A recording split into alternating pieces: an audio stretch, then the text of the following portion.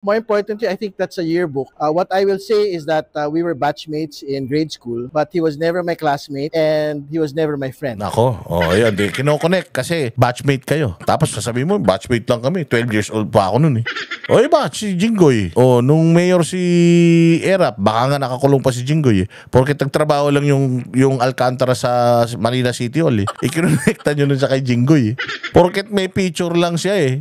Kasama si Jinggoy, kinonekta nyo na. Ikaw nga, kaklase mo pa eh. O, porket naimbita lang sa birthday niya eh. Na sabit lang naman siya eh. Kinonekta nyo na eh. Tapos ikaw hindi ka pwedeng i-connecta. Tsaka magtataka kasi kami, sir. Bakit natatakot ka na dalin siya sa kulungan?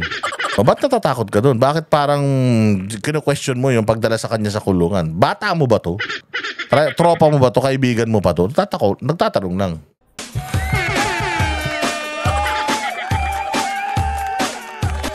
Dancing with the beat with DJ Glenn on the mix. Marcos Bangag. Marcos Bangag. Ayun! Hello. Magandang araw, Banateros. Marcos Bangag. Ayan! Kamusta naman ang mga buhay-buhay? At narito na naman, buhay na buhay, ang inyong pinakapaboritong fake news peddler sa balat ng YouTube. Boss D at your service. At pasasakitin na naman natin ang mga ulo at ay balumbalunan ng lahat ng mga kupal sa Pilipinas. Mga animal, mga buwisit, mga pabigat at mga walang silbi, mga switik salot putok sa buho, mga hindot palamunin at mga sintu-sinto, mga baliw abnoy sabog batag, sabog batak, bangag, adik sa kapangyarihan, mga pusher, kawatan, kurakot, magnanakaw at miyembro ng sindikatong kuratong baliling sa gobyerno. Mga hinayupak kayo. Ayan.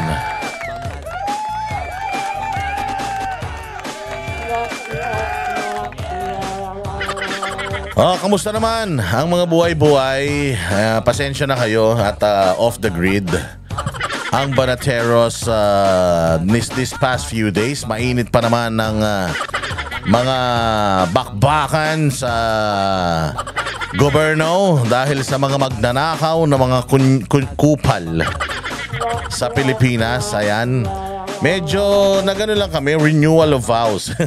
Hindi, dahil season break ang mga Banateros at ang Banateros sa SMNI, tayo ay we took or grabbed the opportunity. Para mag team building. Kailangan yun.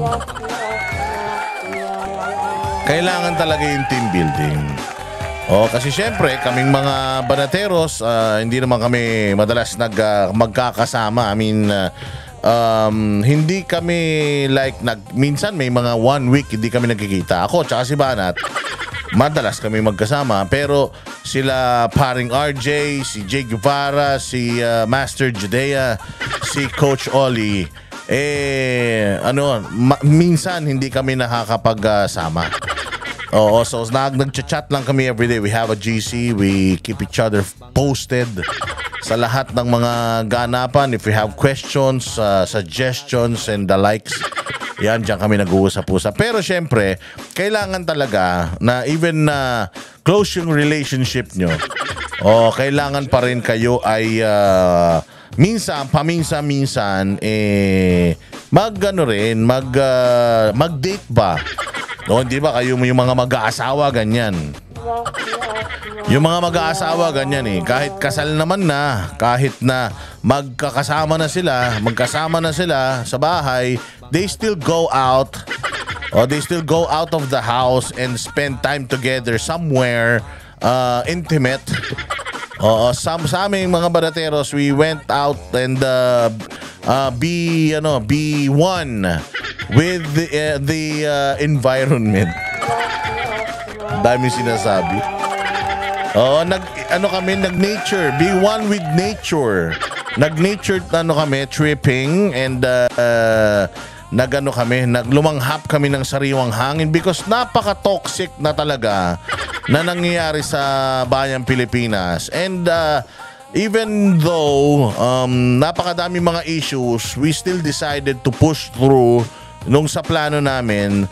Kasi nga, sabi nga namin, let's get out muna sa politics and let's clear our minds sa mga gulo sa politika. So sabi namin pumunta tayo somewhere na off the grid. Ibig sabihin walang signal. Para wala kaming wala kaming makukuha mga balita. Wala kaming angatan ng cellphone. Magre-relax lang kami. We will enjoy the nature. Magligo-ligo, we will have fellowship, mag-uusap-usap kami, magkukwentuhan kami, magkakainan kami, magluluto-lutuan kami, ihaw-ihaw kami. Para, to get calibrated. To get calibrated with each other and to be at par with yung aming mga sa aming mga prinsipyo at sa amin ano ba nangyayari sa iyo, buhay ka pa ba, baka may something ka na, may problema ka ba, open forum, ganyan. So talagang pero syempre paminsan nag-check pa rin kami ng phone, tapos minsan siguro depende sa hangin bigla kami nagkakaroon ng signal na ganyan. So nakikita pa rin namin kahit papaano yung mga nangyayari. And a little bit later, magre-recap tayo and magre-react tayo. Ayaw naman natin mag-react agad-agad. Gusto muna natin makumpleto ang mga balita and then we will react.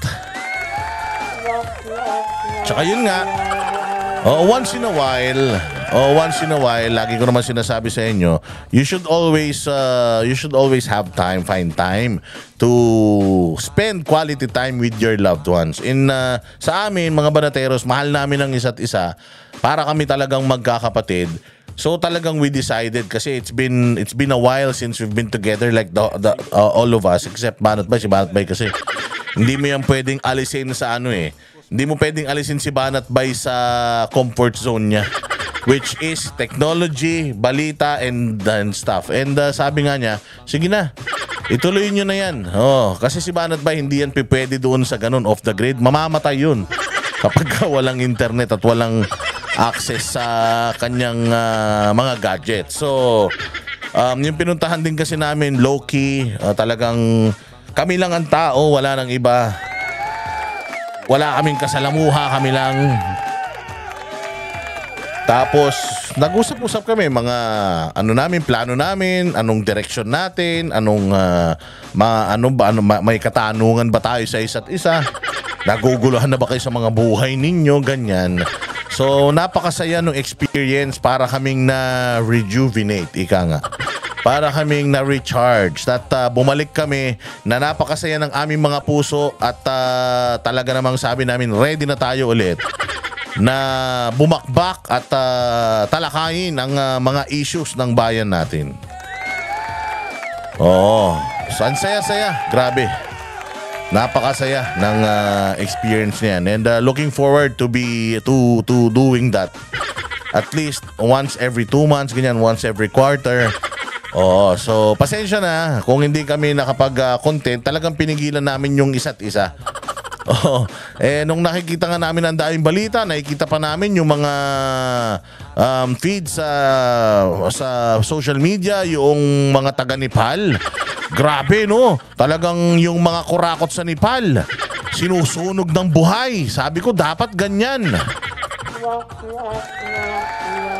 Dapat ganyan ang ginagawa sa mga magnanakaw sa Pilipinas.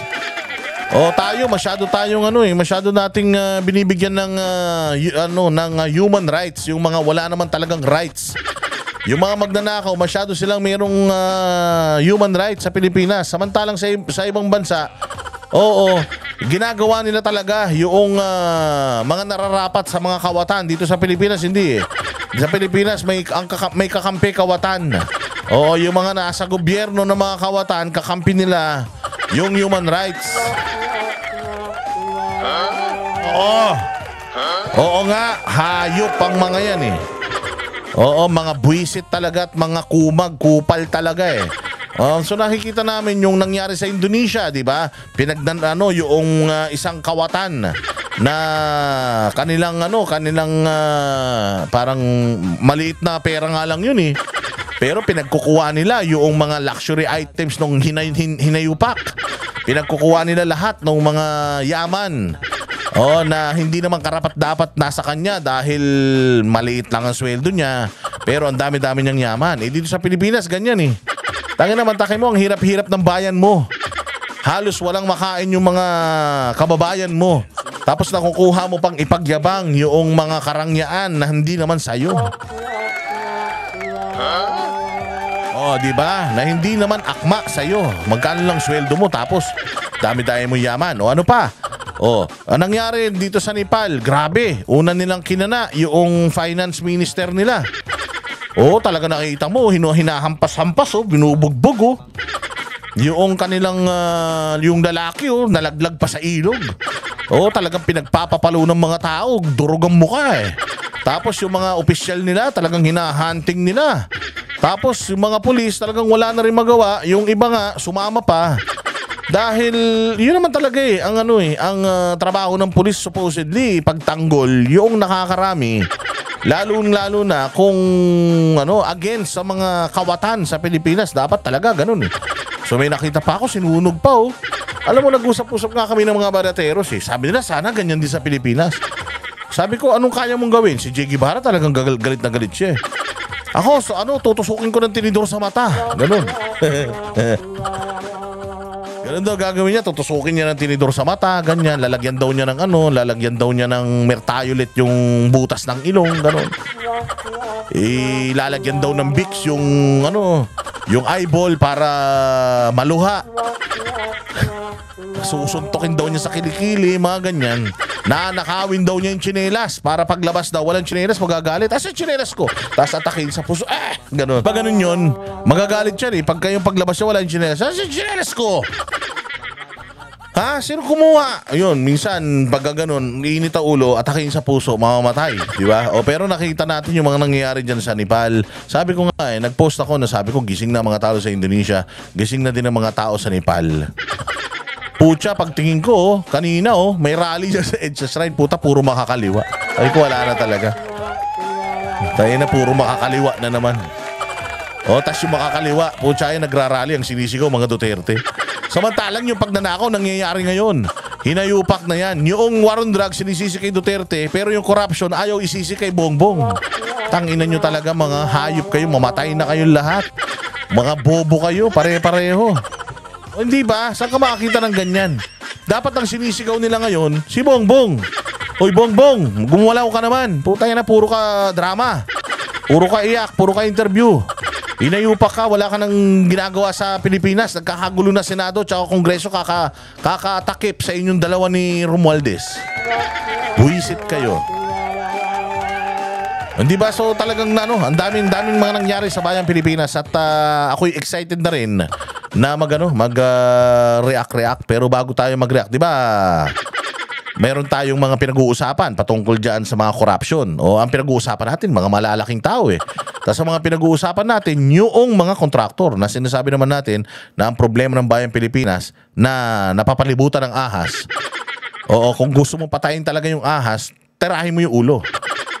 Kasi ang kinakana nila, yung mga kontraktor. Sabi ko yung mga kontraktor na yan, part sila ng corruption, yes. Pero kung hindi sila magiging part ng corruption, hindi sila mabubuhay. Pero mali pa din yun. But if it's not gonna be them, kung itong mga Diskaya and itong mga kung sino-sino pa mga putang ina mga kontraktor na to na mga tarantado minuminuto, alam mo kung sila ay hindi naman sila, ibang kontraktor nandiyan, ganun din ang gagawin eh. Bakit? Kasi nga ang problema, hindi naman sa kontraktor eh. Ang problema yung sistema. Ano yung sistema? Yung ahas, yung mismong sistema. Yung ginagamit ng mga ulo is yung katawan. Ano yung katawan? DPWH. Ano yung buntot? Yun yung mga kaduluduluhan. Sino yun? mga kontraktor. Pero sa totoo lang, ang problema talaga dyan, DPWH. And who's gonna let DPWH do it? Gobyerno. So yung ulo, yun yung gobyerno. Yan yung mga nasa gobyerno. Yan yung mga congressman, senador. Yan yung presidente, yan yung speaker, yan yung Senate President. Nandiyan yan sila. Na kung nandiyan pa rin sila, no matter how, even if you block, you forfeit yung mga license, i-ban mo itong mga kontraktor na to, may mga kontraktor pa rin na mangungontrata at parehas pa din. Yung gagawin nila, mangungumisyon pa din ng mga punyetang mga kongresista, senador, presidente, speaker, at saka mga dyan. At saka mga Senate President at kung sino man. Oo, pero syempre, yung mga yan, may mga gumagalaw sa ilalim nila. Pag nangurakot ang mga yan, mga bossing, kailangan yung tandaan na hindi yan sila mismo ang pupunta. Hindi yan sila mismo ang manghihingi. Oo, ang gagawin ng mga yan, para hindi matrace back sa kanila, maghahanap ng mga emisaryo yan. Yung mga emisaryo nila, yun ang lalapit doon sa mga kontraktor. Yun ang hihingi sa mga kontraktor.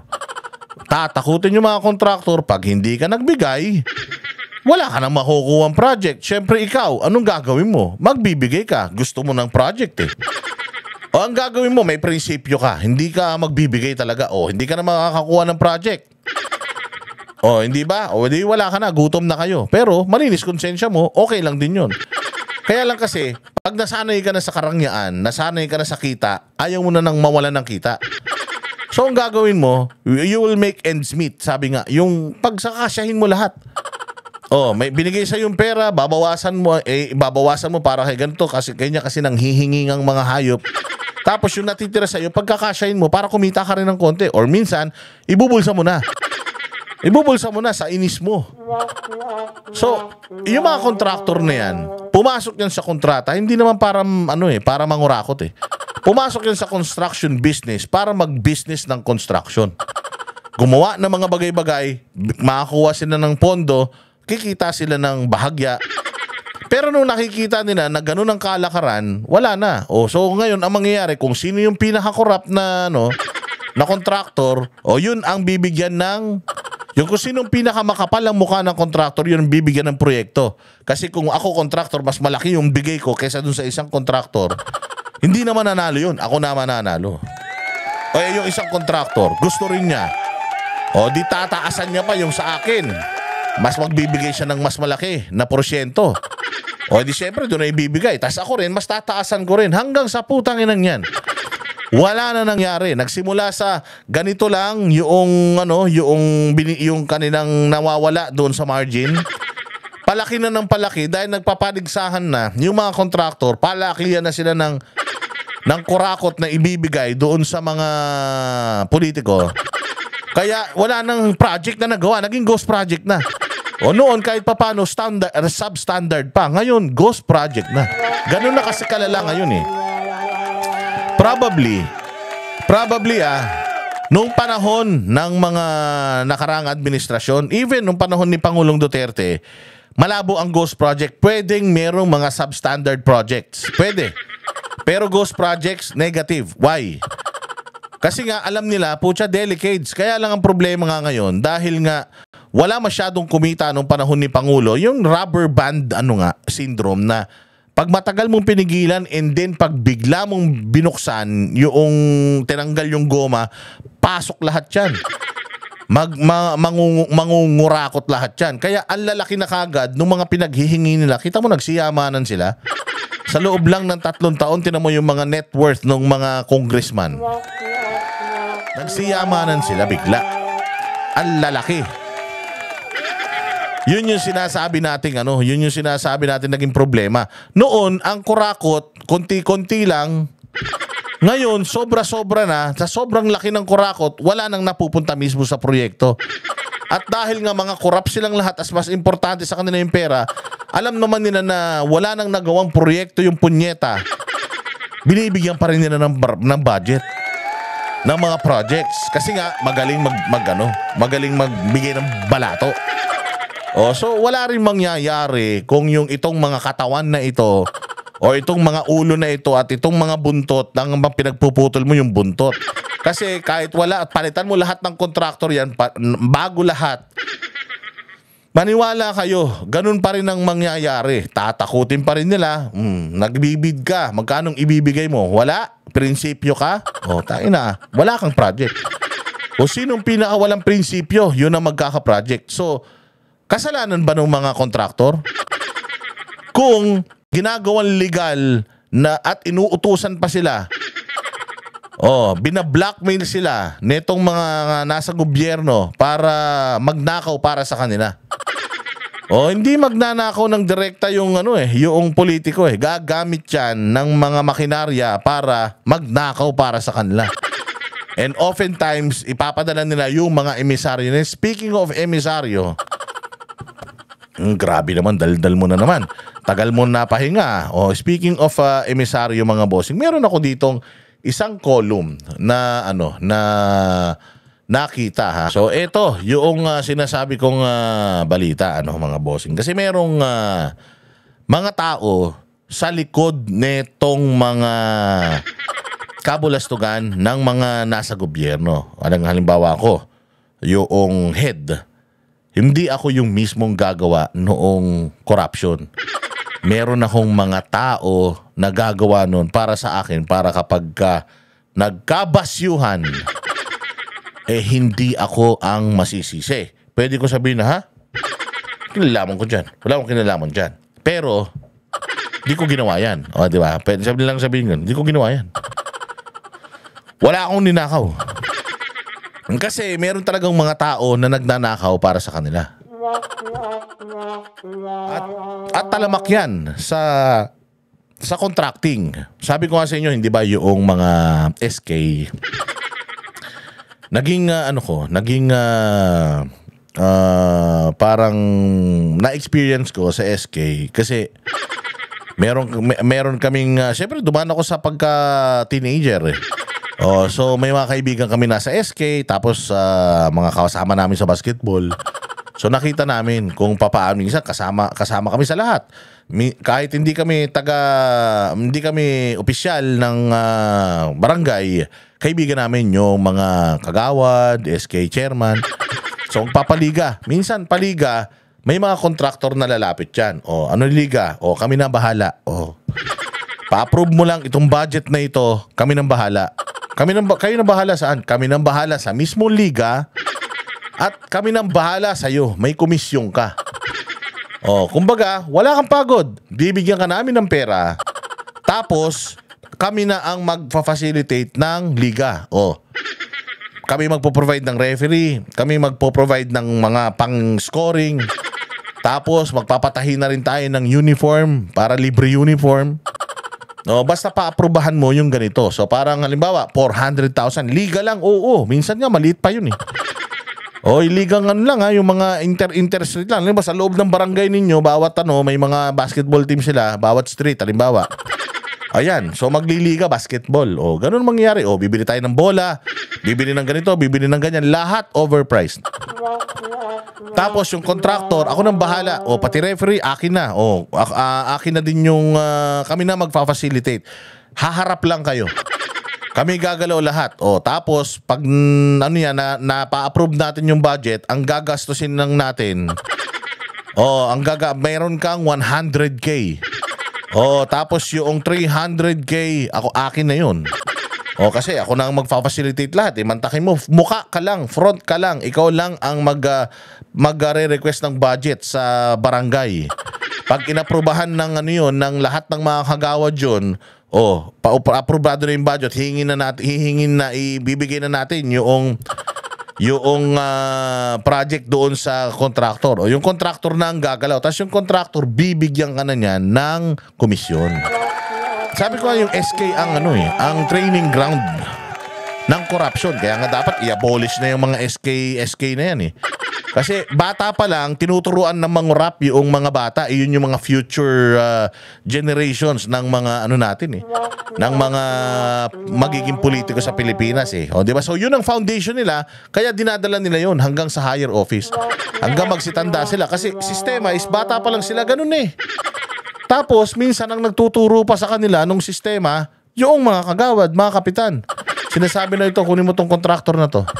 Kasi pati si kapitan, meron dong cut. O, ganon. So, yun yung, gist lang.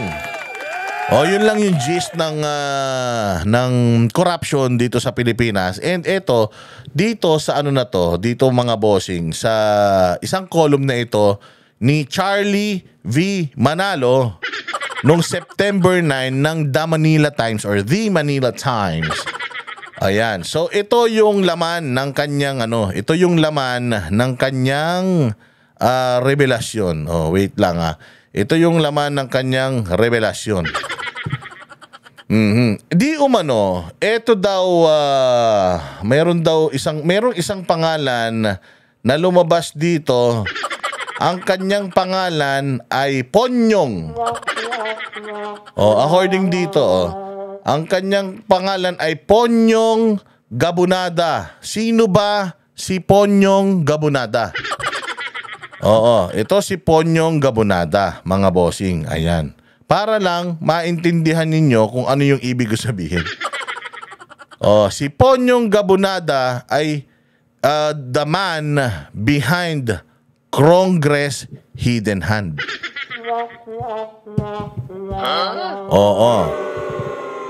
Sabi, sources allege that House Deputy Secretary Sophonias Ponyong Gabunada wields power far beyond his post. He is said to dictate DPWH contractors, politicize social aid funds, and even place ousted officials back in key posts, behind the barong and SUVs is the Speaker's enforcer in Congress. According to this column, hindi nyo kilala, di ba? Natural. Alam nga namang sikat na tao yung ilalagay para gumawa ng magic. Siyempre, maglalagay kayong pinaka-discreet. Bibigyan mo yung pinaka-discreet na tao ng sobra-sobrang kapangyarihan para siya ang gumawa noong mga kabulastugan mo. Yun ay di umano.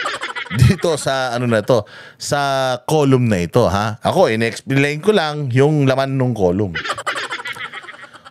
So gaano kaloko-loko etong mga ito? Yung ginagamit daw yung AKAP, yung AIX, yung ano pa ba yan? Yung kapos ang kita.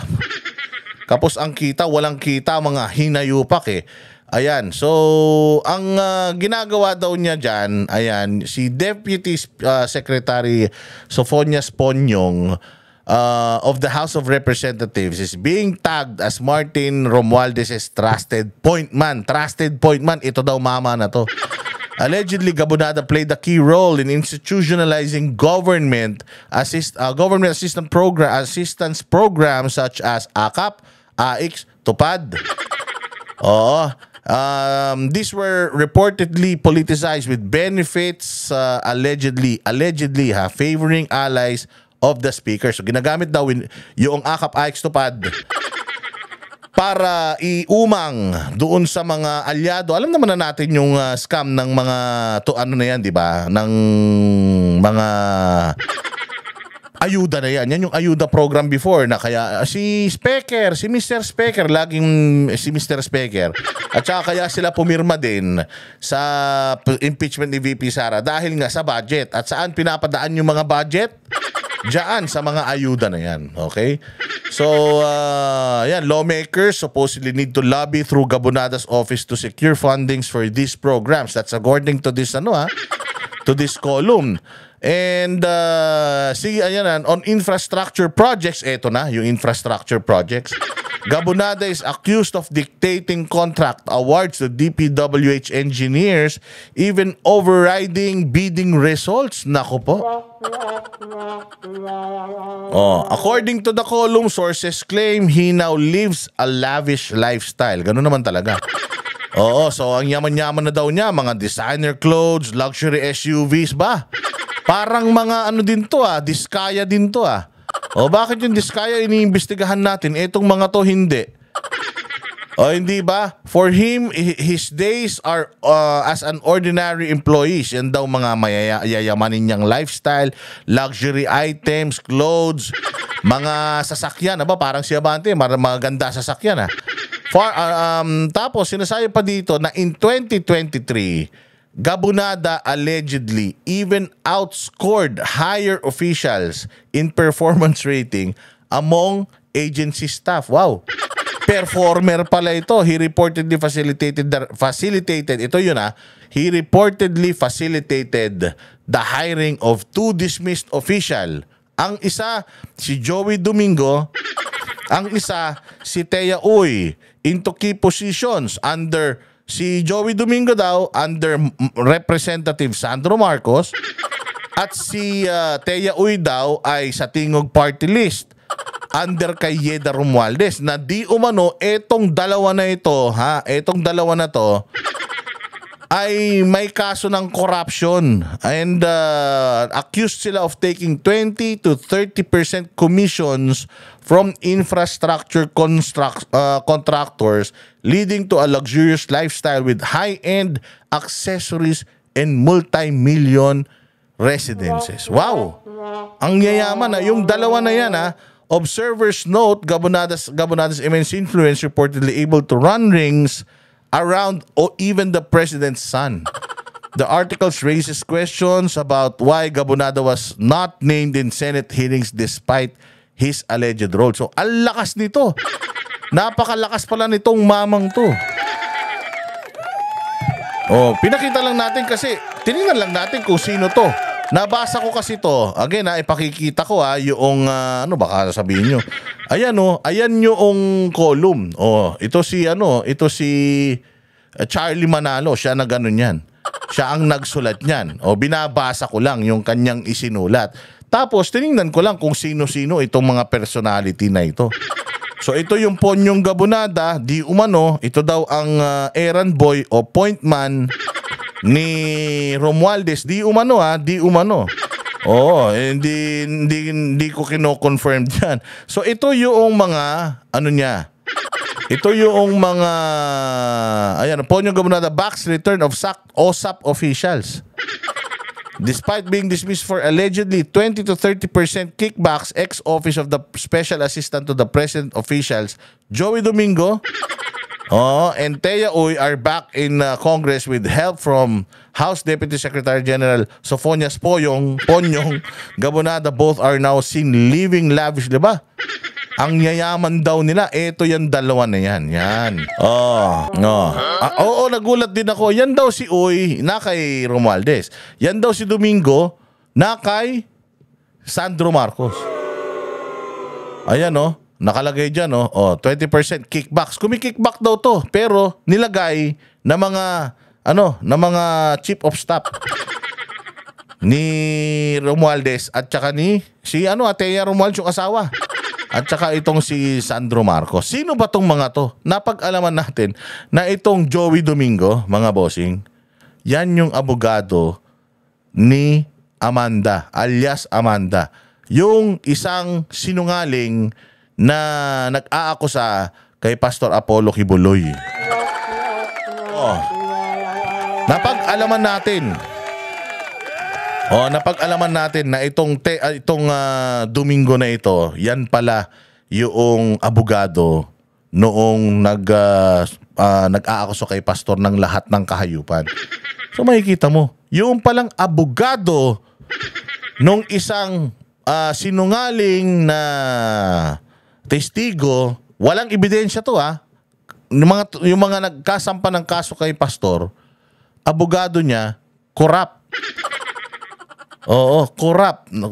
Nangungontrata. Napapanahon na lumabas ito. Nangungontrata daw 20 to 30%. Allegedly taking 20 kickback pala. 20 to 30% kickbacks from infrastructure projects. Sangkot. Ilagay ninyo sa inyong sa inyong isip 'yun Sangkot itong Domingo sa corruption. Tapos siya ay nasa gobyerno. Tapos siya ang abogado noong didiin kay pastor sa mga kaso na walang ebidensya. Kayo na ang bahalang magbuo ng istorya. Anong ibig sabihin yan? Kaya sabi ko nga iba talaga mag-target. Malalim talaga tumarget itong ating gobyerno. Kita natin kung sino-sino yung mga supporting cast. Nakikita natin na yung mga self-righteous, yung mga naglilinis-linisan, yung mga mahilig gumawa ng istorya laban sa isang tao, involved pala yung kanyang abogado sa corruption sa gobyerno.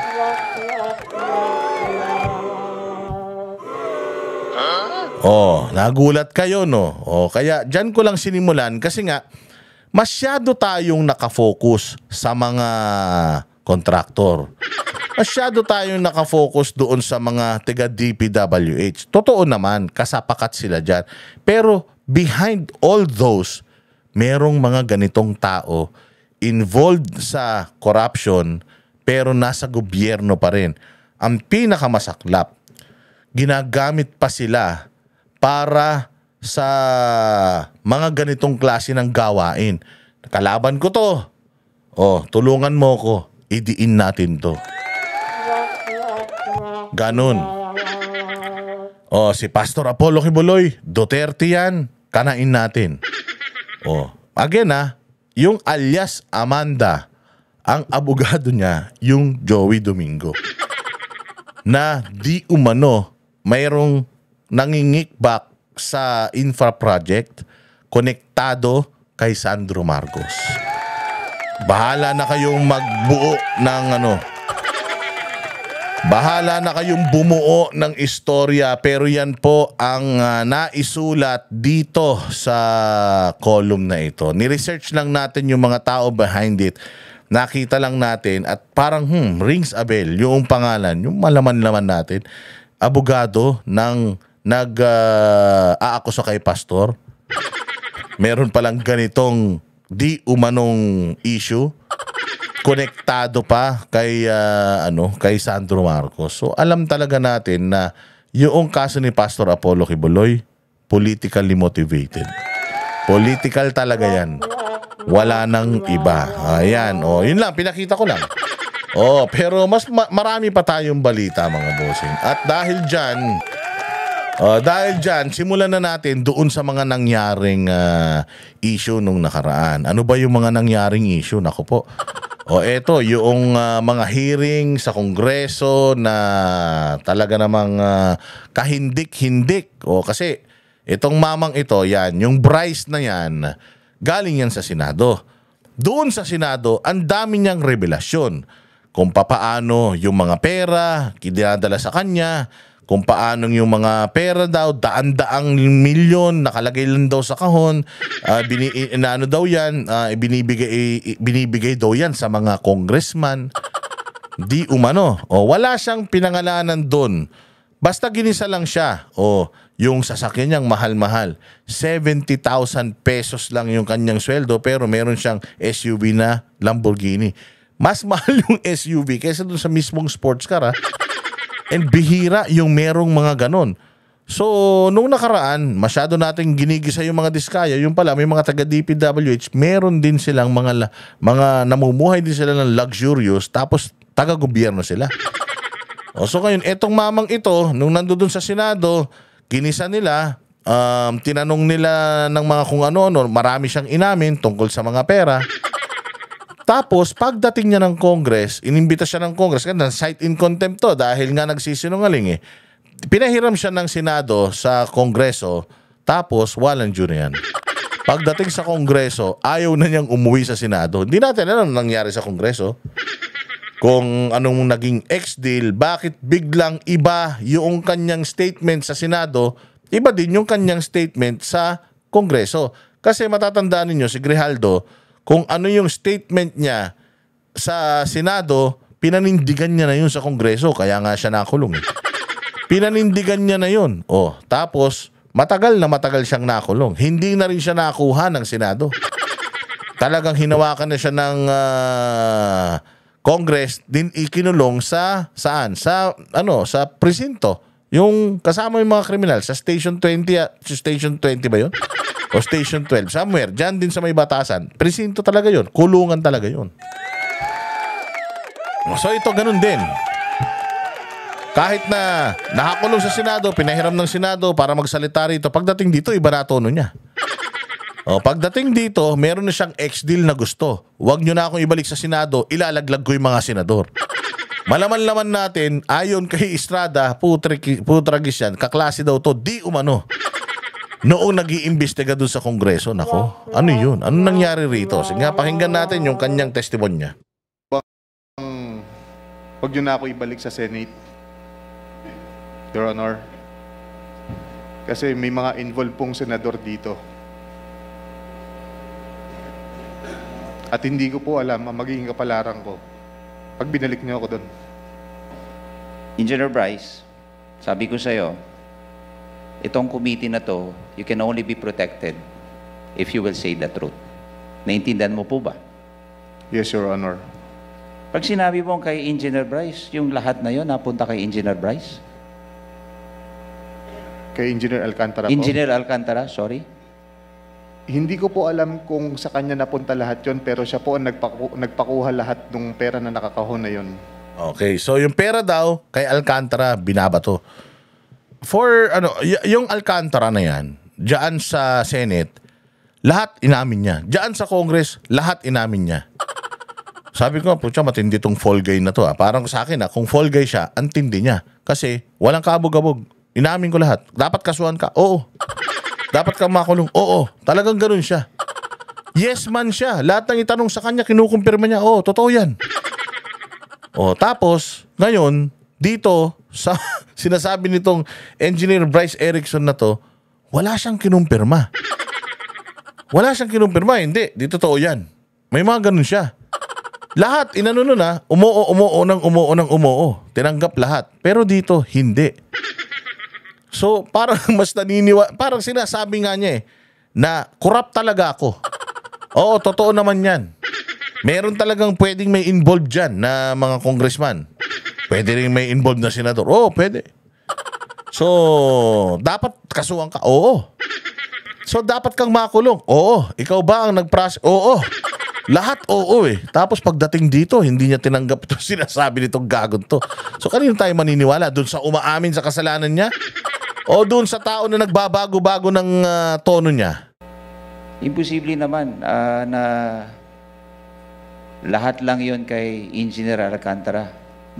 Magpakatotoo ka dito sa ating committee ba?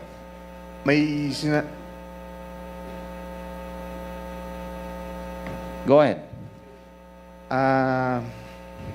Para magsalita po ako ng mga involved dito kung kanino po napupunta yon. Siyempre, natatakot din po ako sa buhay ko, saka sa pamilya ko. Kasi hindi naman po birong tao itong mga involved dito eh.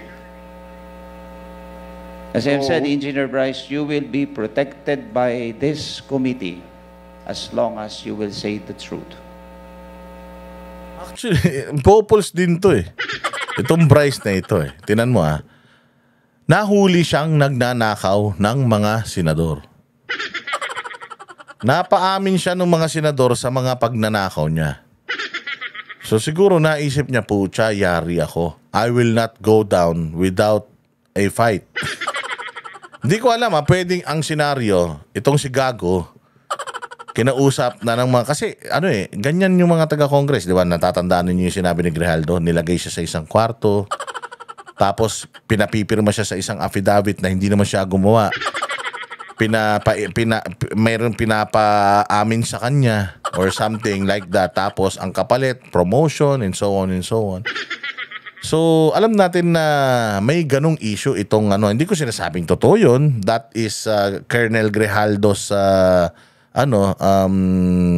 testimony sa Senate, and then pinanindigan din niya dyan sa Congress, kaya nga nakulong siya for a very long time. Ang tagal na nakulong, parang 6 months yata eh.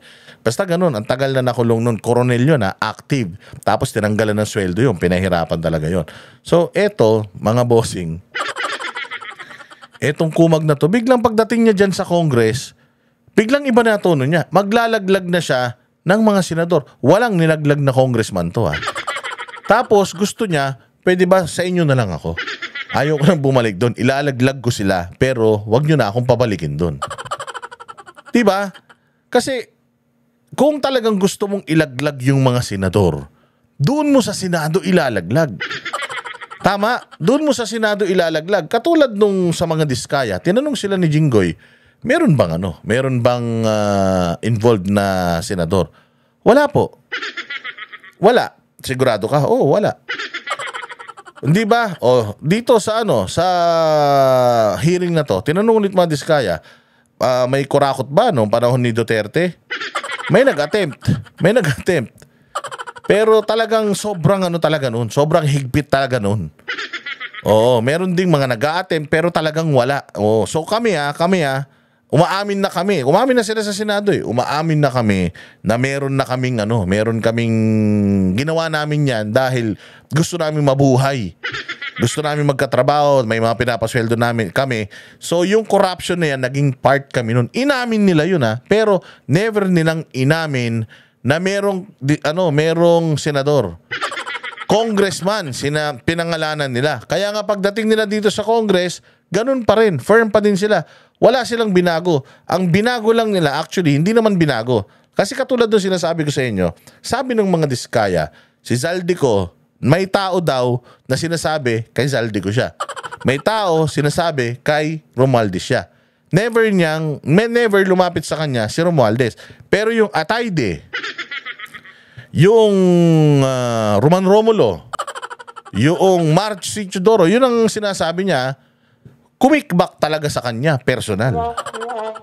Humingi sa kanya. Pero etong si Ko at si Romualdez, mayroong emisaryo. Kaya ang sinabi niya doon, ang kinlaro niya is pwedeng ginamit lang sila noon, which is true. Pero I believe hindi. Sa sobrang demonyo ng dalawa na yan, malabo at walang maglalakas ng loob na lalapit at ibabanggitin yung pangalan nila.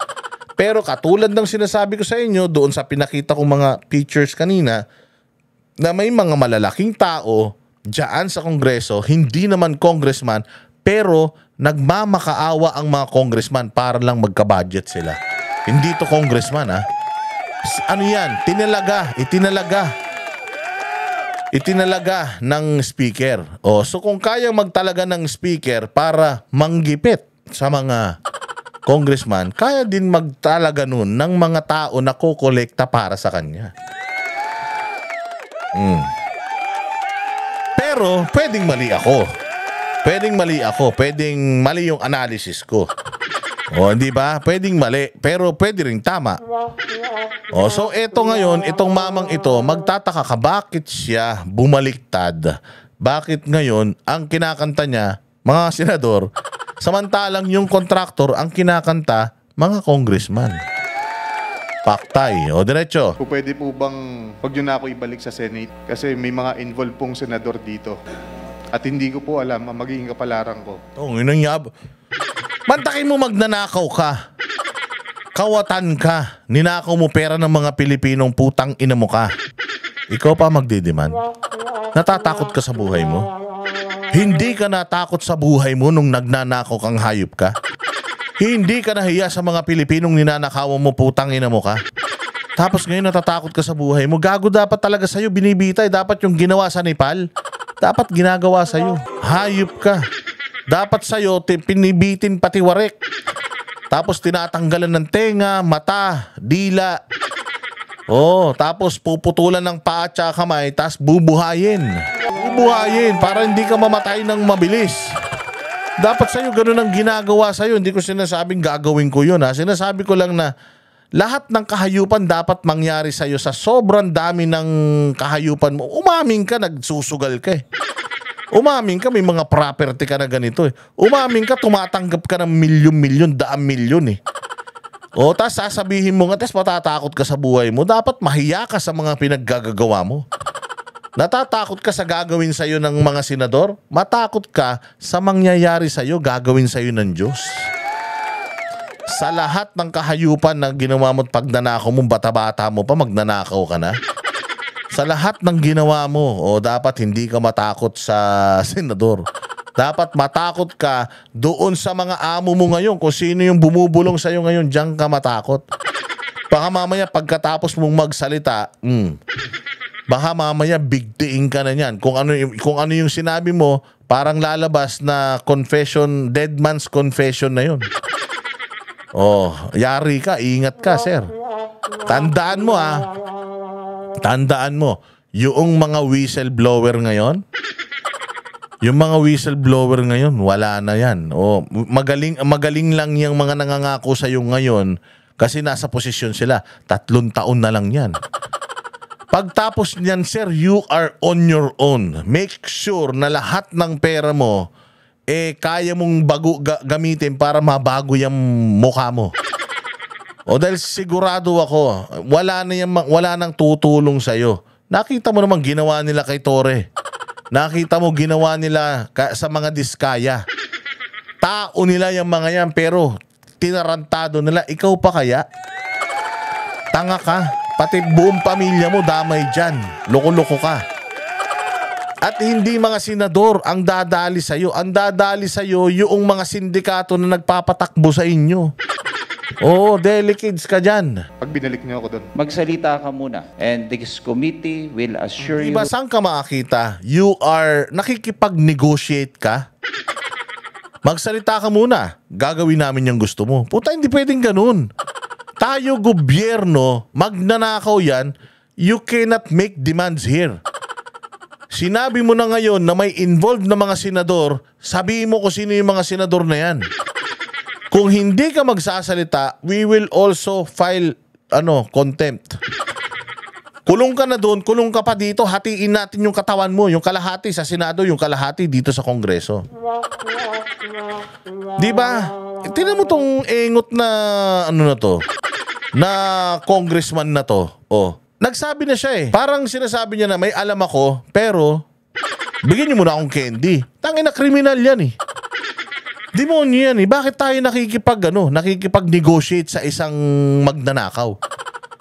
Hawak na natin siya Ang kailangan natin, magsalita siya ng totoo nang walang kapalit. Kasi kung may kapalit, putang ina, magsisinungaling yan, may kapalit Engot Iba naman kayo, Bopols.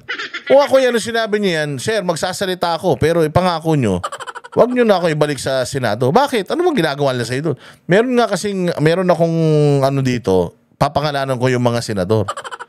Di pangalanan mo na.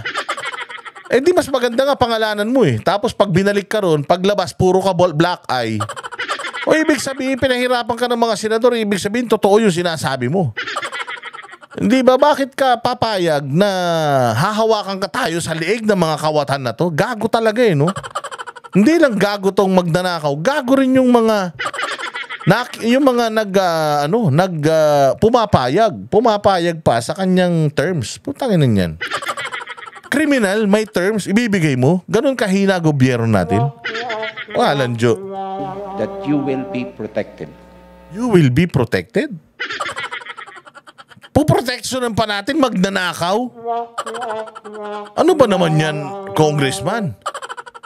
Pag magnanakaw, hindi natin yan kinukonsinte. Pilitin nyo siyang magsalita ng katotohanan, ikulong nyo. Umamin na siya Umamin na siya sa mga ginagawa niya.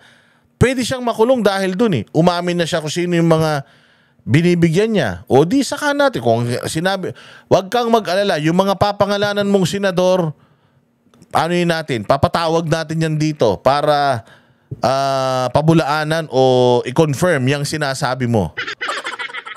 Pag sinabi mo niya, basta ikulong niyo muna ako, i-ano niyo muna ako dito. Hindi ako makakapag-promise sa iyo niyan.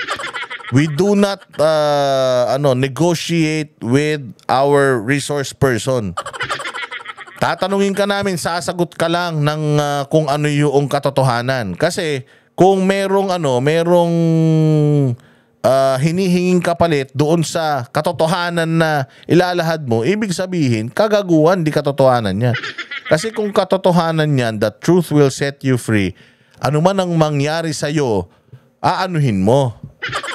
Aaminin mo kung ano yung totoo. Pero pagka may ganyang kondisyon, ibig sabihin, putya yan, gagamitin mo pang leverage yung nalalaman mo. Yung nalalaman mo, personal experience mo yung, kayo mismo yung mga magnanakaw na yun.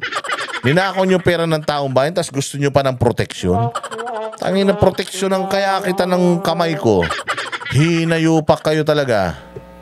Your Honor, parang mas kailangan ko po muna ng assurance nyo bago ako magsalita. Di ba puta ko ako congressman, magagalit ako niyan. Ano sinasabi mo assurance? Loko-loko ka ba? Nag-i-impose ka rito. I am a congressman, you're a resource person. Actually, suspect ka na nga dito eh. Tapos ikaw masusunod. Putang ina, ganyan kayong mga kriminal kalakas. Yung mga kriminal ganyang kalakas sa Pilipinas, sila yung mga nagdi-demand. Oh, parang ganito lang, pumatay ako ng 10. Oh, tapos gusto ko, yung ako lang ang pumatay, yung nag-utos sa akin, ituturo ko, basta hindi ako makakasuhan. Mastermind yun. Dapat makasuhan talaga yun. Pero yung pumatay, dapat bang pahirapan, parusahan din? Mas lalo, siya yung pumatay. Siya yung aktual na may dugo sa kamay. Oh.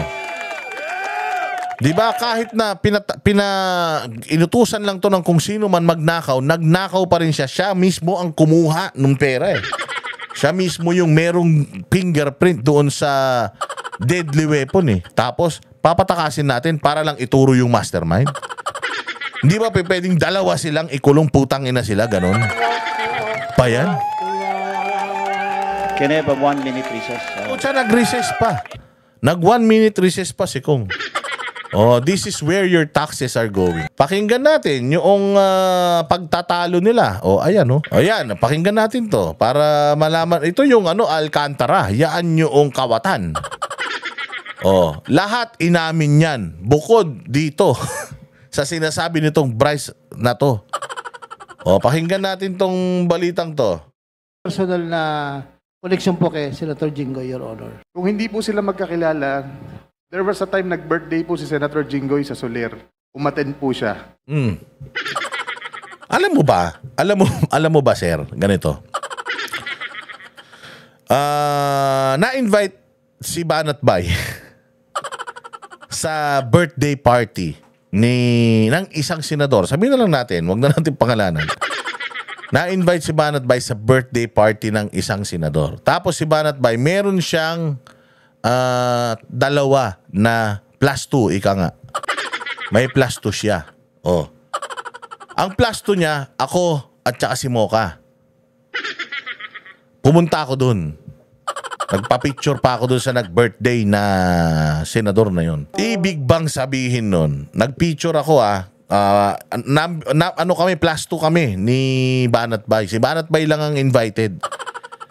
Pumunta lang ako doon kasi nga sinama ako ni Banat Bay, hoy, magdisente ka, magkorbata ka, sama ka. Oh, so sumama ako doon. Buntik pa ako hindi papasukin dahil wala yung pangalan ko doon. Buti lang si Banat Bay nandun. Hindi, +2 ko yan. Ito yung invitation ko. Oh, pasok. Saan ba? Sa Okada pa yun, Okada. Oh, pagpasok namin doon, hindi ako kilala ng senador na yun. Oh, pero nung lumapit siya sa table namin, nagpa-picture pa ako sa kanya. Pero hindi na ako kilala. Pero may picture ako sa kanya. Oh, naimbitahan ako doon sa birthday na yon, hindi niya mismo. Si Banat Bay na nagbita sa akin doon. So sinasabi nitong Bryce na to, na dahil itong Alcantara may picture with Jinggoy, close na sila. Tanga, ang daming nagpapa-picture din sa akin ng mga subscriber. They follow me, pero hindi kami talaga close. Ang dami kong picture with personalities. May picture pa ako kay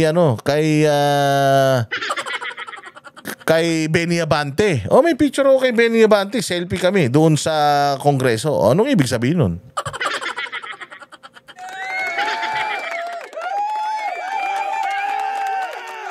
Diba? Oh, so sinasabi niya, close sila. Paano close? Inimbita pa nga siya sa birthday eh. Hindi naman lahat ng tao doon personal na maiimbita noong minsan may +2, +1, +3. Oo, yung yung isang tao lang inimbita niya, minsan nanganak, nagkaroon ng 5 kasama. Kasi wala makain sa kanya, tara kain tayo doon sa birthday yan. Kakapal ang muka. O, hindi ba? Hindi ibig sabihin nun, kakilala mo na yung may birthday. Maaaring kakilala mo, pero hindi ka niya kilala. Kung hindi po sila magkakilala, Your Honor, Sinasabi mo na hindi ka nagbibigay kay Senator Joel Villanueva? May sinabi ka bang gano'n kanina? Opo, wala po akong dinideliver. Yun po kasi ang pagkakasabi ni Kaya nga, Police. wala kang dinideliver Yes kay po. Senator Jinggoy. Wala po, Your Honor. Wala eh. O, so kanino ka maniniwala? Doon sa tao na umaamin sa krimen na ginawa niya? Kasi itong Alcantara na to, inamin niya lahat ng krimen niya eh. Sa Senado, dyan sa Congress, inamin niya eh. Isa lang ang hindi niya inaamin, na nagbibigay siya ng pera kay Jinggoy, na nagbibigay siya ng pera kay Villanueva. Kasi si Jinggoy tsaka si Villanueva yung mainit dito sa sa issue na to eh. Anak ng tinapay. Malaman-laman mo, yung nag-iimbestiga at tsaka itong Bryce, magkaklase daw. O mamaya, makikita nyo. Tinatanggi mo yun sa dalawa. Yes po, Your Honor. So tama yung pagkakarinig ko kanina na sinabi mo? Yes po, Your Honor. Yun lang. Pero anong connection nyo ni Senator Jinggoy Estrada? Wala po, Your Honor. Ulit-ulit eh. Wala nga daw koneksyon. Ang nagsusumbong lang yung magnanakaw. Kasi ang sinasabi nung Bryce, ako lang tumatanggap, binibigay ko sa boss ko. Ang boss ko si Alcantara. Tapos si Alcantara binibigay sa mga senador, kay Villanueva at saka kay Jinggoy. Bakit? Meron akong ebidensya. Anong ebidensya mo? Picture. Anong ebidensya mo na nagbibigay ng pera si Alcantara kay Villanueva? Merong isang speech na pinapakilala niya si Alcantara sa isang event or rally or something. Pinapakilala niya si Alcantara. Tanga! Kailangan mong ipakita ang pruweba na itong mamang ito nagbibigay talaga ng pera sa kanila. Dapat meron kang at least CCTV footage, picture, nag-aabutan sila, ganyan. Binibilang nila yung pera, dalawa sila, ganun. Yun yung mga ebidensya, hindi yung... Anong ebidensya mo? May selfie sila. Anong ebidensya mo? Merong isang speech, si Villanueva, binabanggit niya yung pangalan. Putangin na yan. So kung ako binabanggit ko yung pangalan ni Satanas dito, ibig sabihin, kaibigan ko na si Satanas? Gago rin. Putangin ang logic na itong mga to. Bobo. Hindi ko po siya kaibigan o hindi po ako nakakalapit sa kanya, hindi po ako nakakapunta po sa kanya. Wala po kayong pagkakaibigan sa mga Estrada? Wala po, Your Honor. Maliban po, ako yung naging empleyado lang. Ito si Pisngi, kaklase niya pala yung Alcantara, yung Bryce, sabi ni Jinggoy. Ewan ko kung totoo. Pero according to Jinggoy, kaklase daw niya. Ano ibig sabihin nun? Ano kaya yan ba? Nagkaano ba kayo? Nagkausap ba kayo? Palagay ko hindi. Baka talagang nagkaroon lang ng change of heart. Mas may tiwala yung Bryce sa Congress. Bakit kaya mas may tiwala yung Bryce sa Congress? Nakapansin nyo? Huwag nyo undalin sa Senate kasi mas tiwala ako sa Congress. Bakit hindi ka humingi ng witness protection program sa mga senador? Diba? Kasi kung may tiwala ka sa mga senador, mag-ano ka doon? Kung kakampi ka ng mga senador or meron kang ginagawang kabulastugan sa mga senador, ibig sa with the mali putya naman Halimbawa, ikaw, meron kang ginagawang pabor para sa mga senador. Binibigyan mo ng pera yung mga senador. Dapat mas kumpiyansa ka sa mga senador. Kasi hindi ka nila ilalaglag, bata ka nila eh. 'Di ba? Yung hearing, gagawin nila yan na magiging kang mabait na tao. Pero bakit ayaw mo sa Senado? Kasi nga, wala kang hawak sa Senado. Kaya malakas ang loob mo magsalita sa Congress at malakas ang loob mo na humingi ng or mag-demand sa Congress. Dahil mas marami kang kaibigan dyan. Dito nyo na lang ako ikulong. Sir. Dito. Bakit mo gusto magpakulong dyan? Kulungan din naman doon sa Senado. Kasi dyan, marami mag-aalaga sa'yo. O ibig sabihin, ang mga kaibigan mo nandiyan dyan sa Kongreso. Kaya nga mas kumpiyansa ka dyan eh. Mas nagsasalita ka dyan, mas gusto mong makulong dyan. O ayaw mo dun sa Senado kasi nga alam mo na wala kang backer dun. Wala kang tropa pits dun. Wala kang backup dun. Wala kang ano dun na, oy sir, di ba binigyan kita ng pera? Bakit hindi mo ako pinagtatanggol? Wala kang ganun. O dito sa Congress, di ba, sheltered na sheltered ka. Awang-awa sila sa'yo. Noong pinag-awayan ka sa senador, nung inilipat ka sa Pasay City Jail, di ba, to the rescue kagad tong kaklase mo daw. Nakawawa naman siya doon. Baka may mangyari masama sa kanya doon. Ba't pinagtatanggol ka nila? Nagnakaw ka sa pera ng taong bayan, ba't pinagtatanggol ka nila? Yun ang malaking question. Dapat yun ang malaking tanong na dapat itinatanong natin dito sa mga to. Po sa City Hall, pero Yun na nga. trabaho lang po, Your Honor. Trabaho lang po. Sino mga kasama doon? Yung city engineer po, Para malinaw, naging city engineer po kayo sa Maynila, tama po ba? division chief lang po ako, hepe lang po ako, Your Honor. Sino yung city engineer nun? City engineer Roberto Bernardo po. Yan yung undersecretary na binabanggit po ng lahat ng mga tao rito, hindi ba? Yes, Your Honor. So hindi ba kayo magkakasama sa isang sindikato? Hindi po, Your Honor. Wala po. Magkasama kayo sa Maynila, magkasama kayo sa DPWH. Tapos tinatanggi mo ngayon na wala kayong connection kay Jinggoy Estrada, Senador Jinggoy Estrada. Paano naman nangyari? Tingin nyo maniniwala yung mga taong bayan? Wala po kong personal na connection po kay Senator Jinggoy, Your Honor. Ibig mo sabihin, nung panahon na yon, sino bang mayor noon? Tatay niya, hindi ba? Yes, Your Honor. Tingin mo naniniwala kami sa mga ganyang mga... Grabe naman kayo mag-connect.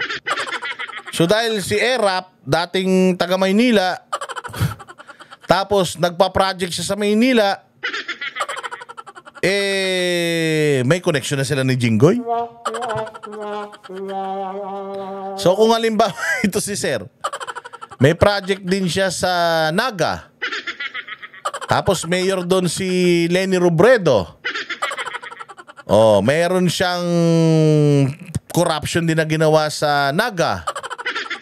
Oh, pwede ba nating sabihin na yung anak ni Leni Robredo involved sa corruption niya? Labong naman nun pagkukonect the dots nyo. Hindi ba? Dahil si Jinggoy, ang layo eh. Puta si Erap nga, wala nang maalala. Tanda na ni Erap, putya yan. Ang tanda na nung tao. Walang hiya na yan sa tanda na ng tao dahil mantakin mo Manila pa ha? Hindi man lang San Juan, Manila pa. Sabagay naging mayor si Erap doon, isang termino 3 taon. Walang Diyo na yan. So ang sinasabi nila, because naging engineer ka sa Maynila, naging mayor si Erap doon, hindi kayo nagkaroon ng connection ni Jinggoy. Gago. Senador na si Jinggoy noon. Tsaka si Jinggoy noon baka nakakulong. Di ba? Alam ko nakakulong si Jinggoy noon eh. O dahil dyan sa Napoles, di ba? Nung mayor yung tatay niya, nakakulong si Jinggoy noon as far as I know. Ang tagal din nakakulong niya ni Jinggoy, taon din na nakakulong yan eh. Walang iyan eh. Paano niya magiging connection si Jinggoy? Baka mamaya balikan ni Jinggoy. Oo nga, nakakulong ako noon. Meron yung tatay ko, kahit na meron silang transaksyon ng tatay ko o merong project sa Maynila na pinirmahan ng tatay ko yung permit. Pucha, nakakulong ako niyan eh. Paano yun? Ginagkatasan ko siya habang nakakulong ako. Walang yan. Nakulong na ako sa corruption, mangungurakot pa ako. Salita na yan. Your Honor, kami pong mga division chief po ay wala po kaming direct access kay Mayor Era po noong mga panahon po na yun, Your Honor. Pero ang malinaw, magkasama kayo ni Engineer Bernardo Yes, Your sa Honor. City Hall. Yes, Your Honor. Magkasama rin kayo sa DPWH Yes, Your ni Honor. Undersecretary Bernardo. Tama po ba? Opo. Lahat inaamin niya eh. Lahat inaamin niya. Kahit kapag patayin mo dyan, naaminin niya kung siya talaga gumawa eh. Bakit itong isang to di niya maamin? Kasi hindi talaga totoo. Yung pagnanakaw, pagkakasino nga, inaamin niya kahit alam niyang bawal eh. Di ba? Yung pagkakaroon nga ng napakaraming mga yaman eh, inaamin niya eh. Kahit alam niyang madadali siya eh. Pero itong isang to, hindi to totoo eh. Ba't ko, aaminin ko to kung totoo to? Eh, hindi totoo. Kung makukulong na rin lang ako, ba't hindi ko pa aminin yan? Pucha yan, hindi nyo na briefing. Salamat. Okay. Yes, Engineer Bryce, please. Before going back to Mr. Diskaya. Thank you, Your Honor. To add up lang po, Kung hindi po sila magkakilala, Mantakin mo, tumataas pa yung Bryce ng kamay. Ay, para na siyang congressman. Sir. Ano na siya eh. Siya na parang nag-i-interpolate na siya nung kapwa niya resource person. Sabi niya, Congressman, Kong, wait, Kong. Kung hindi sila magkakilala, naimbita pa nga siya sa birthday eh. Assuming ka. Hindi porket nakatabi ko sa jeep, shota ko na. Tanga. Natural. Hindi porket sumakay ako sa jeep na to, kamag-anak ko na yung driver na yan. Hindi dito sa birthday, hindi ka imbitahin yan kung hindi ka close. Gago. Hindi naman ako talaga inimbitan yan eh. Sumama lang ako sa kaibigan ko eh. Hindi porket nandiyan ako, putya ka nag-take out pa nga ako dyan eh. Alam ni Alcantara pumunta talaga. At saka ang bilis na sumagot. Pumunta talaga ako. Inimbita ako ng mga kasama ko eh. Yung mga boss ko, kasama dun, inimbita ko eh. O di, pero personal na magkakilala, magkaibigan, bibigyan ko na siya ng daan-daang milyon. Walang ganun. there was a time nag-birthday po si Senator Jinggoy sa Soler. Umattend po siya. Kung hindi po sila magkakilala, Your Honor. Oh, Just additional info lang. Ino nagbibigay ng information, kriminal. Yung kriminal ang nagli-lead nung hearing. Anak ng tinapay, only in the Philippines. Ay na, sa akin ako yung chairman yan, huwag ka magsasalita. Sir, pwede bang magsalita? Ano sasabihin mo? Hindi, papabulaanan ko lang sinasabi niya, gago. Hindi mo trabaho yun, trabaho ko yun. Oh, hintayin mo tanungin kita, huwag mong pangungunahan. Sir. Kung di sila magkakilala, bakit? Ini-interrogate mo kapwa mo resource person. Tartado rin to eh. Ito yung sinasabi nating nagiging kagaguhan na yung hearing. Yung mga kriminal, sila na yung naglalaglagan sa sarili nila. Binibigyan nyo sila ng avenue para gawin yun. Kontrolin nyo yung hearing. Hindi pwedeng magsalita kung hindi tinatanong. O hindi pwedeng, mali yung sinasabi niya, sir. Oy, hindi mo pa tayo magsalita. Di ba gaganon nila yan, di ba? Pero tinan mo, binibigyan nila ng laya na magsalita. Parehas niyang resource person, karanggo niya. Nilalaglag niya, oy, mayroon nga kayong picture eh. Picture lang, tanga. Di ba ibig sabihin nun, may kakilala akong ganyan, si Jiggy Barang, hilig eh. Magsiselfie sa magandang babae, tapos sasabihin niya sa aming girlfriend niya, hindi naman pala siya kilala. Engineer Alcantara, di pala kayo magkakilala, bakit ka naman nagpunta sa Soler? Parang mahirap maimbitahan sa Soler, di ba? Mr. Chair, I'd like to remind our guest, especially Sasagot na eh. Engineer Alcantara, to answer as honestly as possible all the questions because you're under oath and you don't want to tempt these members to cite you in contempt. Just a reminder. No, it's okay. Thank you for the reminder. DE Alcantara, please. Your Honor, napunta lang po ako ng birthday. Sinasama lang po ako ng ibang mga hepe po doon po sa City Hall po. Patay. Pwede ba yun o hindi? Pwede o hindi? Pwede yun, sir. Pwede yun. Minsan nga, ikaw lang iniimbita, dinadala mo yung girlfriend mo, di ba? Kilala ba nung girlfriend mo yung nag-imbita sa'yo? Hindi. Papakilala mo pa lang. Ay, nantong mga to. Gagawa lang kayo ng kagaguhan, gago pa eh. Magsisinungaling lang kayo, kasinungalingan pa eh. Walang hiya kayo. Your Honor. Maraming salamat po. Nagpasalamat. Salamat, sir. Salamat. Di ba, parang payaso? Parang tanga. Yan yung hearing na yan. Diyos ko po. Huwag kayong picture ng picture, ha? Huwag kayong picture ng picture. Visit kayo. Picture na naman kayo ng picture, ha? Kaya kayo napapagkamalan eh. Si Pangulong Duterte na nga, may picture lang kasama yung isang Chinese. Putsang ina, kaibigan na daw niya eh, ha? Gagurito mga to eh. Picture lang. Ang dami kong picture sa hindi ko kakilala. Promise. Subscriber ko, hindi ko talaga personal nakakilala. Pwedeng nakadaupang palad. Halimbawa, ako may picture ako kay Piolo. Close kami ni Piolo, ganon. Pwede ba kung close kami ni Piolo, wala na kaming picture ni Piolo. Kung close kami niyan, hindi ako magpipicture ng kasama niya. Bakit? Halimbawa, magsiselfie akong ganyan, no? Bakit ako magsiselfie sa kanya? Kasi iyayabang ko yun. Kasama ko si Piolo. Tropa mo, Oo. Kahit hindi naman. Kasi tinan mo, kay Jay Guevara, nagsiselfie ba ako kay Jay Guevara? Hindi na ako nagsiselfie kasama si Jay Guevara. Bakit? Kasi kaibigan ko na yan eh. Putang ina yun, ba't ako magsiselfie pa kung kaibigan na kita? Ba't pa ako magsiselfie? Bobo ka ba? Hindi na ako magsiselfie sa'yo kung kaibigan kita. Si Coach Oli, nagkita kami nung nakaraan. Nag-selfie kaming dalawa ni Coach Oli. Nag-selfie kaming lahat para lang masabi, magkakasama kami. Pero magsiselfie ako, dalawa kami ni Jay Guevara ganyan. Magkadikit pa yung mukha namin. Oh, ba't ko gagawin yun? Ano ko gago? Gagawin ko lang yun kung halimbawa, normal na tao ako. Tapos si Jay Guevara, idol ko. Uy, Sir Jay Guevara, pinapanood kita lagi. Pwede mag-selfie sa'yo? Selfie. Tapos ano sasabihin mo? Caption mo, met, Sir Jay Guevara, ang bait niya. Pucha, pag ako may ganun, nag-selfie ako, tapos pinost ko sa social media, ano sasabihin ko? Nag-selfie ako with my friend. Puta, bakla ako nun. Di ba? Bading ako nun kapag ginawa ako, mga tanga kayo. O, eto pa isang balita. Si Jinggoy, galit na galit. O, Jinggoy, bakit? Anong sinabi sa'yo?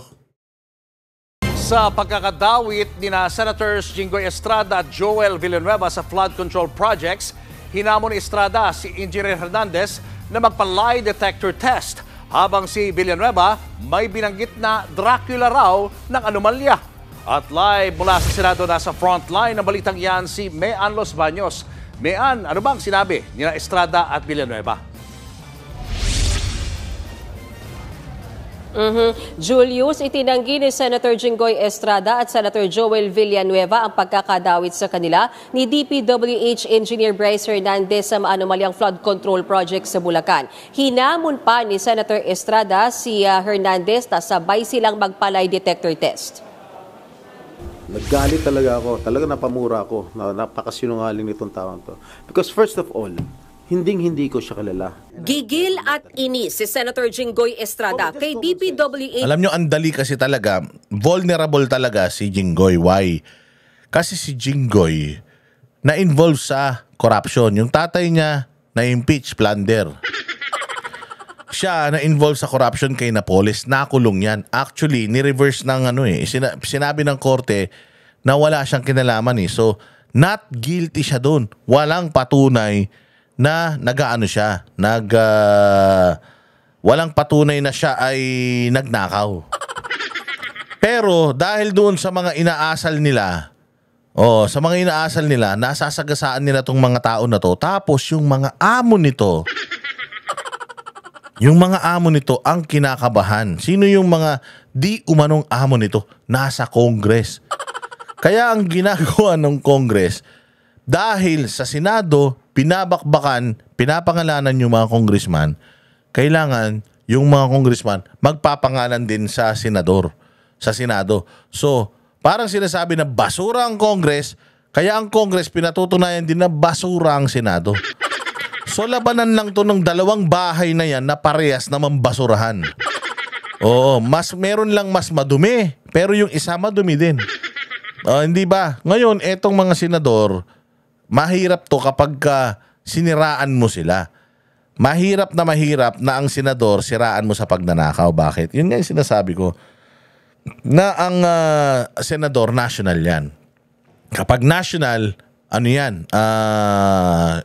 yung popularity yan, labanan dyan. Boboto ka ng tao according sa popularity mo. Kesyo anak ka ni ganito. Namatay yung tatay mo. Artista ka. Kaya nga mga artista na nanalo dyan eh. Ngayon, dito sa Congress, kahit sabi mo, halimbawa si Chua, sabi mo magnanakaw si Chua, kahit meron kang ebidensya, ang daling manalo sa distrito ni Chua. Bakit? Kasi kung magnanakaw siya, ang dami niyang perang ipangbibili ng boto.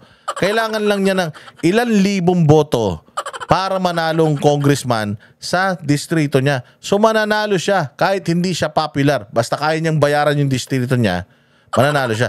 Pero itong mga senador, when you attack them and when you say they are corrupt, tatatak yun sa kanila, maaalala yun ng tao sa buong Pilipinas, lalong-lalo na mainstream media, panay pa naman ng boost niyan.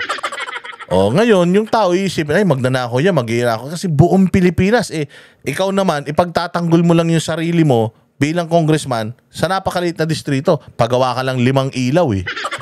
Magpagawa ka lang ng waiting shed na 3. Iboboto ka na ng mga yan kasi nandoon yung pangalan mo. Buti pa to may nagawa. Yung isa wala. O di ba? So ngayon ito si Jinggoy, ano talagang malaking epekto nito sa kanya. Kaya kailangan Jinggoy, patunayan mo yan. Tsaka lumabang ka dyan. Huwag kang papayag na putya tototoyin ka nitong mga congressman. Huwag kang papayag na tototoyin ka nitong kawatan na to. Assistant District Engineer Bryce Hernandez na nagsabing tumatanggap daw ng kickback ang senador mula kay DPWH District Engineer Henry Alcantara. Meron pa ngang picture na magkasama sina Estrada at Alcantara. May picture kayo ni DPWH Engineer Alcantara, sir? Do you remember that, sir, when it was taken? I do not know. I cannot recall that event. Pero sa dami naman nagpapapicture sa akin. Dami, artista yan eh. Anak ni Erap, sobrang sikat niyan. Tayo na yan, pag naglakad dyan, sobrang kilala sa buong Pilipinas. Kahit mula aparang hanggang ulo, may magpapapicture dyan. Does it mean kilala niya yung nagpapicture na yun sa kanya? If you will associate everyone, sigurado ako meron din tong picture kay Martin Romualdez. So ibig sabihin, kung magnanakaw to, magnanakaw din si Martin Romualdez dahil may picture silang dalawa. Yan yung lagay nyo sa kukote nyo. Kayo masyadong nagpapaniwala rito sa mga plot twist na to ng mainstream media. Hindi ko naman pwede tanggihan. Malay ko naman kung drug lord yan o gambling lord. Hindi ko naman matatanggihan kung sino nagpapapicture sa akin. Remember, we are all public figures here. Pinabulaanan din ni Estrada ang alegasyon ni... True, lalo na si Robin Padilla. Putya, pag nakita mo si Robin, magsiselfie ka talaga. Pero katulad ako, pagkakilala ko na yung senador, medyo close na kami, hindi na ako nagsiselfie. Dumadami na akong picture dun dati. Nagsiselfie lang ako dun sa mga bago ko nakikita, yung mga hindi ko pa napopost. Hernandez na nagbabaraw ang Senado ng 355 million pesos ngayong 2025 para sa ilang proyekto sa Bulacan. Hindi raw siya ang nag-endorso ng pondong iyon. Nasa line item raw yan ng 2025 budget at kahit sino pwedeng mapagbintangan na nagpa-insert nito. Hindi ko palalagpasin na hindi sagutin ng mga malisyoso, tahasang kasinungalingan at walang basehang mga akusasyon sa akin ni Bryce Hernandez. Hindi ako papayag na makaladkad ang aking pangalan sa mga pahayag na katang-isip at gawa-gawang salaysay. Hamon pa ng senador kay Hernandez.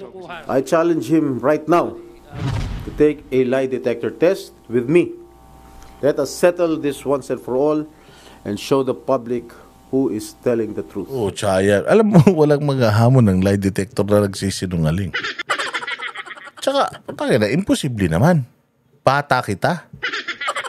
Tapos ilalaglag kita sa hearing ko mismo. Pagtatanggol kita. Tingnan mo, si Representative Pisngi. Di ba? Pinagtatanggol niya. Bakit? Kaklase niya. Pinagtatanggol niya eh. Mamaya makikita nyo bakit niya pinagtatanggol. Kasi sinasabi ni Jinggoy tayo to, hiniring kita dito. Dinurog nga kita eh. Dinudurog ko nga kayo dito. Tapos mga bata ko kayo. Bobo ba ako? Sana hindi na kita pinaimbita rito kung bata kita. Pinatakas na kita. Maging sinasabing staff niyang si Beng Ramos na lumutang din sa kamera, itinanggi ni Jinggoy na naging tauhan niya. I do not have any staff named Beng Ramos. She's not close to me. Naging girlfriend siya ng isang staff ko. Kasi naman yung staff mo eh. You do not shit where you eat. Tayo na kasi gumigirlfriend eh. Diyan sa Senado mismo, ayan tuloy, na-chismis pa kayo. Pucha, lahat puro chismis eh. Parang pagkukonek-konektahin lang kayo dahil magkakakilala kayo. Kahit naman wala silang ebidensya ng corruption, basta magkakakilala kayo, parang galawang Duterte lang yung ginagawa nila. Pagka idinidikit nila lahat sa Duterte, basta porket 2016, Duterte na kagad eh. Pero hindi nila binabalita yung 2020, kinansila ng Duterte yung lisensya ng Diskaya. Tapos 2022 lang binuhay ng administration ni Marcos. Ano ibig sabihin nun? Ilan tong mga to? Basta lang ma-connect, basta lang kakilala, konektado ka kay Jinggoy. Hindi po. Pero naging engineer ka sa Manila. Opo. Nagtrabaho ka sa City Hall ng Manila. Opo. Imposible naman na wala kang connection kay Erap. Wala talaga eh. Hindi naman si Erap ang boss ko eh. Hindi naman si Erap ang boss ko. Ang boss ko yung DPWH secretary eh. Dahil lang mayor si Erap, anak ni Erap si Jinggoy, konektado na si Jinggoy, ganun. Yung inang klaseng logic yan. At dahil sa serye ng akusasyon, handa raw siyang magsampa ng kaso. I will ensure that Mr. Hernandez is held accountable for perjury and made to answer for his deliberate falsehoods before the proper judicial forum. Let this serve as a warning. Lies have consequences, and I will pursue every legal remedy to make sure justice is served. Bukod kay Estrada, pumalag din si Senator Joel Villanueva na idinawit din ni Hernandez. Wala po ako kailanman naging flood control project. Hindi ko po sasabihin na I categorically deny this accusation. Dahil... Tignan mo si Jinggoy, nung sinabing corrupt siya, tara, palay detector test tayong dalawa. Bakit si Bongbong nung sinabing addict siya, hindi niya sinabing, tara, pa-drug test ako. Napansin nyo? Ba't kaya, ikaw kasi pag alam mo talaga sa sarili mo na hindi ka, na malinis ka, lahat ng paraan para mapatunayan mo malinis ka, gagawin mo. Pero kung alam mo na halimbawa ako, addict ako. Puta, ba't ako magpapadrug test? Alam ko ang addict ako. Kaagamit ko lang kagabi. Tanga ka ba? Hindi ako magpapadrug test. Ganun lang yun. Kaya dito mo makikita si Jinggoy. Pucha, seryoso siya. Walang kinalaman to. Pag sa tingin ko lang po, may resibo po tayo. Meron po pwedeng i-verifika kung bakit ito nangyayari. Ayon kay Villanueva, kaya raw siya idinadawit dahil bit-bit niya ang affidavits ng ilang DPWH engineers ni aakyat sana sa committee hearing. Dagdag pa ng senador, merong Dracula sa likod ng anomalya. Pero klarong-klaro po sinong mastermind, Mr. President. Klarong-klaro po kung nasaan na si Dracula. Nasa si Dracula na sa Amerika? Sabi nga nagpapagamot daw may kaibigan ko sa Amerika. Sabi nahanap daw nila sa mga ospital, wala daw. Ano naman yan? Hindi na ho malaman kung saan tatago yung bilyon-bilyon o trilyon-trilyon sa lapi. Hindi na alam kung saan, kaya bumaba po yung dugo. At mismo si Dracula sinasabi, hindi naman niya... Hindi na si Saldigo yun, ha? Bumaba yung dugo. Pati dugo niya, ininom niya na. Kaya bumaba yung dugo. Sa sobrang takaw niya, pati yung dugo niya, ininom niya. O nung chinek siya ng doktor, pucha yan, bakit wala ka ng dugo? Pag x-ray sa tiyan niya, nandito sa tiyan mo yung dugo, tartado. Dapat yan nasa ugat mo. Gano'n, kasuga pa. Nagagawin ito kung walang basbas ng amo niya. Sino ba ang amo niya, Mr. President? Sino ba ang naglagay sa kanya bilang tagapagbantay ng national budget? Ako po, si Romualdez ba yan? Binabanatan ni kaya naman pala ikaw talaga Villanueva, kaya naman pala target ka Binabanatan mo yung santo nila na si Romuawa Giit ni Villanueva, wala siyang tinatago at handa siyang humarap sa lahat ng investigasyon. I will never betray my principle. I will never, ever, Mr. President, destroy the name that was given to me by my parents.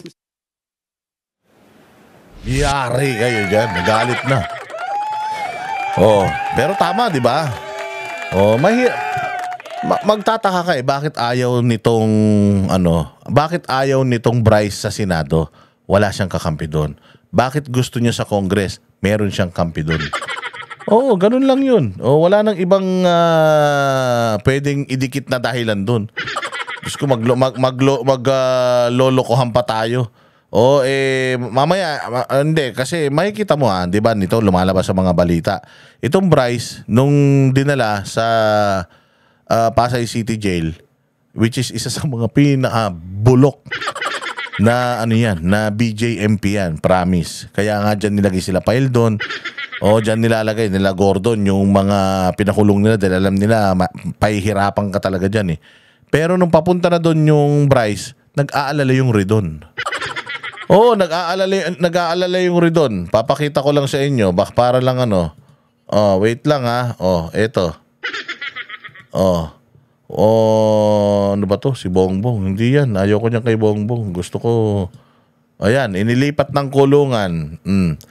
Tapos, ang nagtanggol sa kanya, sino ba ang to? Ayan, ito. Pakita ko lang sa inyo. Mabilis lang. Bago tayo magtapos. More importantly, I think that's a yearbook. What I will say is that we were batchmates in grade school, but he was never my classmate. and he was never my friend. Nako, ayan, di kinoconnect kasi batchmate kayo. Tapos sasabihin mo, batchmate lang kami. 12 years old pa ako nun eh. Oy, batch, si Jinggoy. Nung mayor si Erap, baka nga nakakulong pa si Jinggoy eh. Porket nagtrabaho lang yung Alcantara sa Manila City Hall eh. Ikinonekta nyo nun sa kay Jinggoy eh. Porket may picture lang siya eh. Kasama si Jinggoy, kinonekta nyo na. Ikaw nga, kaklase mo pa eh. Porket naimbita lang sa birthday niya eh. Na sabit lang naman siya eh. Ikinonekta nyo na eh. Tapos ikaw hindi ka pwedeng ikonekta. Tsaka magtataka kasi kami, sir. Bakit natatakot ka na dalhin siya sa kulungan? Ba't natatakot ka doon? Bakit parang kino-question mo yung pagdala sa kanya sa kulungan? Bata mo ba to?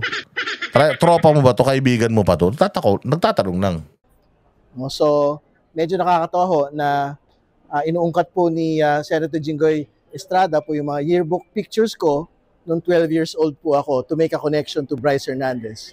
There's no connection with him. So I think that needs to be pointed out. Because more importantly, the more important pictures would be the pictures of him with engineer Henry Alcantara, Yusek Bernardo. Those people worked with his father. Picture lang yun eh. Alam mo, those people worked with his father. Worked with my father, tapos sa akin mo kinokonek. Tapos ikaw, hindi pwede i-connect sa'yo na magkaklase kayo nun. Kaya kumakanta ngayon yan dyan. At ayaw bumalik sa Senado. Again para sa akin lang, ganito ko nakikita yung mga bagay-bagay. Pupunta ako sa lugar at magpapakulong ako sa lugar kung saan masarap ang buhay ko.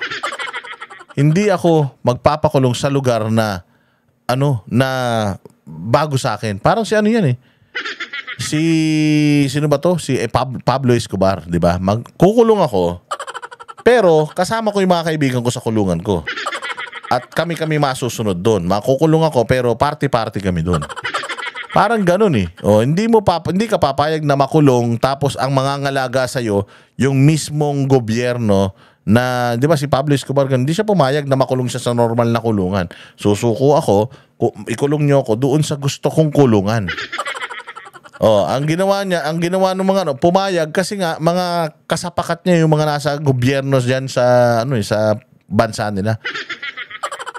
Ganun din, parang ganun din ang dating sa akin ito. Pwede ba wag niyo na ako ibalik sa Senate? Dito na lang ako.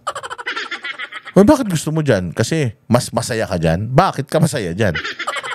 Baka naman kaibigan mo yung mga congressman. Baka naman nandiyan yung mga poprotekta sa'yo dahil di umano yung mga congressman ang naglalagay ng mga insertions. Mga congressman ang nagpaplano ng mga project at nagbabudget ng mga projects. Kaya katakot sa Senado makulong kasi nga alam mo na doon paaminin ka ng paaminin.